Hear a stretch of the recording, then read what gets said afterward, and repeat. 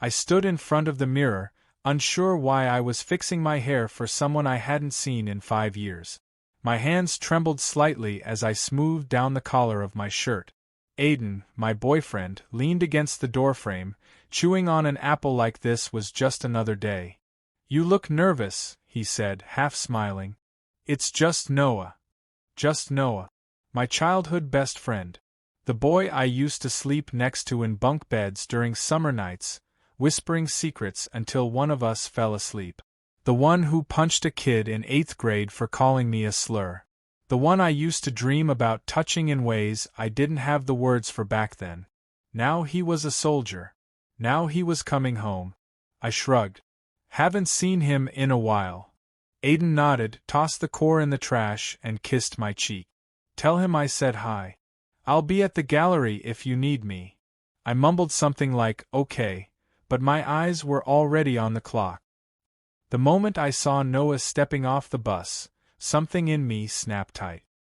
He had filled out in all the ways boys become men: broad shoulders, sharp jawline, sun-kissed skin that hadn't forgotten the desert. His buzzcut was neat, and he wore his uniform like it belonged to him. But his eyes, those wide, ocean-gray eyes, were exactly the same. They found mine instantly. "Noah," I breathed too quietly for him to hear. He dropped his duffel bag and started walking toward me, unhurried, confident, like he'd been counting down to this moment since deployment. My chest thudded so hard I thought it would crack my ribs. I stepped forward, unsure what to say, how to act. I opened my mouth. "You look." He closed the distance between us. He didn't hug me. He kissed me. It wasn't a question. It wasn't soft. It wasn't careful.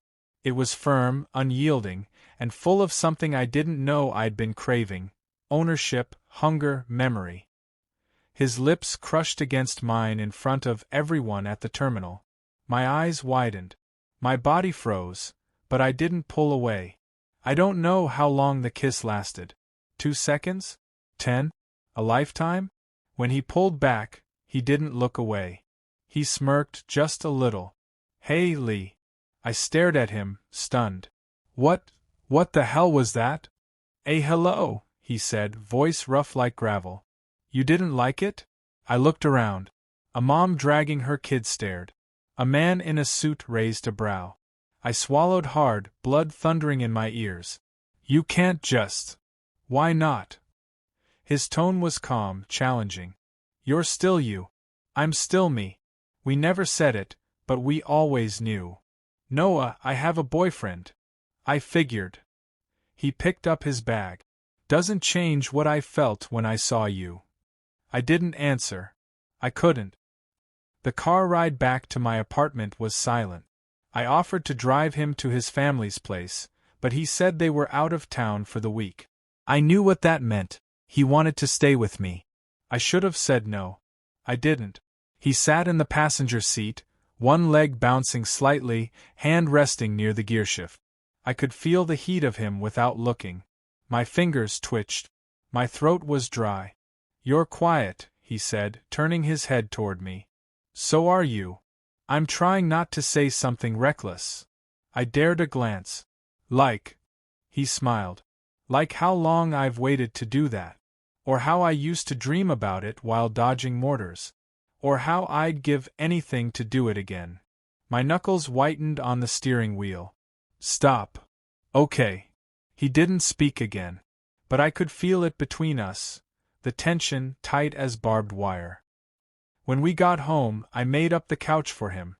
He stood behind me in the hallway, close enough for me to feel the heat of his breath on my neck. "Thanks," he said low. I turned to face him. His eyes burned into mine. "You shouldn't have kissed me." "But I did. And you knew I'd let you." We stood like that, air thick and charged. I finally pulled away. "I'm going to bed." He didn't try to stop me. "Sweet dreams, Liam." I lay awake that night, listening to the faint creak of the couch when he shifted. Every now and then, I imagined he was walking to my door. I wondered if I would stop him if he did. But he didn't. And I wasn't sure if I was disappointed or relieved. I told Aiden the kiss didn't mean anything. It was a joke, I said, laughing a little too loud. You know Noah. Always dramatic. Aiden arched a brow but didn't push. He was the type to trust until you gave him a reason not to. That trust felt heavier than guilt. He kissed you on the mouth, he said, half laughing, trying to keep it light. He's been in the army for years. Probably forgot what normal greetings are like. Aiden chuckled, shaking his head. Right. Just don't let him kiss you goodnight too. I laughed too, but it rang hollow. That night, I held Aiden in bed, his breath warm against my shoulder. But my mind wandered, back to the terminal, back to the taste of Noah's lips. I told myself it was nostalgia, that it was just adrenaline, a glitch in the system. But when I heard the couch creak in the living room, my body betrayed me. I wanted to go to him. I didn't. The next morning, I found Noah sitting on the back porch, shirtless, a cigarette dangling between two fingers. Sunlight kissed his collarbone, and there was a small scar on his side I hadn't seen before. You smoke now? I asked, stepping outside. He shrugged. Picked it up overseas. Helps shut the noise up sometimes. I leaned against the railing, arms crossed. About yesterday. You liked it. He said it flatly, no hesitation. Don't lie. I'm not lying, I said too quickly. He turned to me, those piercing gray eyes searching me like they always used to when I tried to hide something as a kid. I don't have time for polite denial, Liam. I kissed you because I wanted to. And because I thought you wanted it too. You shouldn't have. But I did. We were back to that again, like nothing had changed. Look, I said, voice low, I have a life now. Aiden is good to me. He's stable. Noah scoffed. So is a brick wall. I turned sharply. That's not fair. No, what's not fair is watching you pretend you're not miserable. I stared at him, fists clenched. I'm not miserable. Then why haven't you looked me in the eye since I got here? Silence. That afternoon, I took Noah with me to the lake. It used to be our spot, back when everything was simple, back when love was just an ache we didn't know how to name. The water shimmered under the sun, same as it always had, like it hadn't been watching our lives change. He kicked off his shoes, stripped off his shirt, and dove in like no time had passed. I stood on the dock, trying not to stare at the muscles flexing under his wet skin. Come in, he called, grinning. It's still freezing. Pass. Still scared of cold water, huh? I sat down, shoes dangling over the edge. Some things never change. He swam closer, chin just above the surface. Some do. I looked down at him, his eyes locked on mine, full of unspoken things. He reached for my ankle, fingers brushing skin. I jolted back. Noah. I remember when you used to let me hold your hand underwater, he said, barely above a whisper. Remember? Back when we'd pretend it was nothing. It was nothing, I lied. He swam back without another word. That evening, Aiden invited me to dinner. He wore his blue button-down, the one I used to love. His hair was freshly cut, and he smiled as he talked about a new art exhibit. I nodded, laughed at the right moments, chewed my food slowly. But my phone buzzed twice in my pocket. Noah, still think it meant nothing? Noah, you can lie to him, but not to yourself. I didn't reply. I excused myself to the bathroom and locked the door. I stared into the mirror, and for the first time in a long time, I didn't recognize the man looking back. Later that night, Noah knocked on my door. Can we talk? He asked. I didn't answer, but I stepped aside and let him in. He sat on the edge of my bed like he used to, hands clasped between his knees. I'm not here to wreck your life, Liam, he said. But I'm not going to pretend I don't want you. I sat across from him, heart pounding. You want honesty? I said. Fine. I've wanted you since we were 16. But I buried it. I chose safety. And did that make you happy? I looked away. Noah stood. You don't have to do anything you don't want. But don't lie to yourself again. I'm not 16 anymore. I won't sit around waiting forever. He left without another word. I sat in the dark for a long time after that. Outside my window, the wind picked up, carrying the scent of summer rain. And I realized something awful. The person I had been lying to all along was me. I didn't plan on texting him that night. But when Aiden fell asleep beside me, breathing soft and even, my fingers moved on their own. My chest ached with guilt and still, I hit send. Me, are you still awake? The reply came instantly. Noah, always for you. 10 minutes later, I was in the driver's seat, engine humming like my nerves. The city slept, but I was wide awake, wide open, my skin buzzing under the weight of everything I shouldn't want. Noah waited by the old baseball field where we used to drink stolen beers and carve our initials into tree bark. He leaned against a rusted fence, arms folded, expression unreadable under the floodlight's soft glow. You came, he said. I shouldn't have. But you did. We walked in silence for a while, our footsteps crunching against gravel. The night air was humid, heavy with expectation. I couldn't sleep, I admitted. Me neither. He stopped near the tall grass, where the field opened up to stars. Crickets chirped. Somewhere in the distance, a dog barked. You remember what we used to talk about out here? He asked. Escaping this place. And what we'd do when we were free. You said you'd join the army. I said I'd become a writer.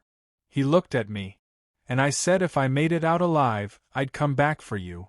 I smiled bitterly. You were 17. I was in love. My breath caught. The words hovered between us, raw and dangerous. You can't say that. Why not? You loved me too. You just didn't know what to do with it. I shook my head, eyes stinging. Noah. Liam, he whispered, stepping closer. You don't have to lie anymore. Then he kissed me again. This time I didn't resist. His lips were warm and sure, his hands cupping my face like he was afraid I'd vanish. When his tongue brushed mine, a sound escaped my throat, somewhere between a gasp and a whimper. He kissed me like he remembered every inch of me, like no time had passed. And God help me, I kissed him back. Clothes fell away like confessions. His body was scarred and strong, tan lines etched across his skin. We lay down in the grass, skin to skin, breath mingling. When he pushed into me, I arched, biting my lip to stay quiet, but he didn't want silence. I want to hear you, he said. So I gave in completely, moaning his name into the darkness, clutching his back as if I could memorize every muscle, every movement. It was frantic, desperate, like we were making up for every lost year in one night. And when we finished, breathless and tangled, I cried. He held me, fingers threading through my hair, saying nothing. I wanted to say I was sorry. But I wasn't. Later, as we lay on our backs staring at the stars, I whispered, I cheated on him. Noah didn't answer right away. His fingers traced lazy circles on my chest. You cheated long before tonight, he said quietly. I flinched. You cheated the second you started thinking about me when he kissed you. When you pretended you didn't feel anything at the terminal. When you dreamed about what it would be like to have me instead. You make it sound like I never loved him. I didn't say that, he said. But you never gave him the part of you that belonged to me. The drive home was silent. I didn't shower. I climbed back into bed next to Aiden, still wearing the same shirt Noah had pulled open hours before. Aiden stirred, sleepily throwing an arm around me. You okay? He murmured. Yeah, I whispered. Just couldn't sleep. He kissed the back of my neck and drifted off again. And I stared at the ceiling, haunted and wide awake, Noah's scent still clinging to my skin. By morning, I knew something had shifted. My world hadn't fallen apart, yet, but it was tilting. Noah wasn't texting. For the first time since he'd arrived, he was quiet. Aiden made pancakes, humming to himself, unaware that everything around him had already cracked. I sat at the kitchen table, chewing slowly, watching syrup drip off the fork, and realizing, the worst part wasn't the betrayal. It was how badly I wanted to do it again. I knew something was wrong the moment I walked through the door. Aiden stood in the living room, still, too still, like a man holding in a scream. On the coffee table was Noah's dog tag, silver, scratched, and unmistakably not mine. I froze. "Where did you find that?" "In your car," he said. His voice wasn't raised, but it cut through me sharper than a shout. "Under the passenger seat." My mind scrambled for a lie, something flimsy I could pretend was true.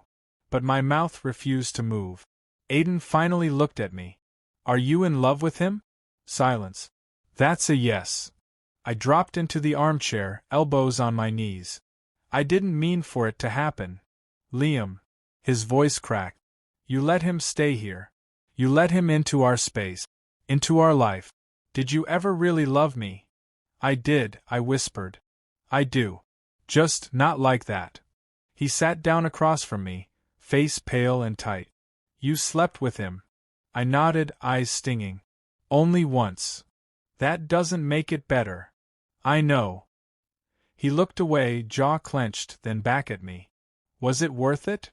I should have lied. I should have said no, that it was a mistake, that I wished I could take it back. But I didn't. Yes. Aiden didn't cry. He didn't shout or break anything.